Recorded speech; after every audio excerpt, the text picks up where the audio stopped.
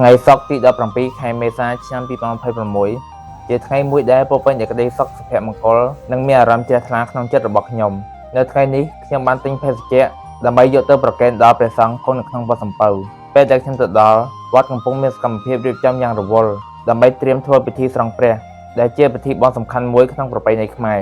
បរិយាកាសនៅក្នុងវត្តពោពេញដោយសម្លេងនៃការជួយគ្នារបស់ព្រះសង្ឃដែលកំពុងសហការគ្នារៀបចំសំណស្នំខ្ញុំមានអារម្មណ៍រីករាយនិងមានកិត្តិយសយ៉ាងខ្លាំងដែលបានចូលរួមជាផ្នែកតូចមួយក្នុងការគ្រប់គ្រងកិច្ចការងារបុណ្យតាមរយៈការនាំយកភេសជ្ជៈទៅប្រគេនលោកដើម្បីជួយសម្រួលដល់ការធ្វើការរបស់លោកការប្រគេននេះមិនត្រឹមតែជាការផ្ដល់អាហារភេសជ្ជៈប៉ុណ្ណោះទេ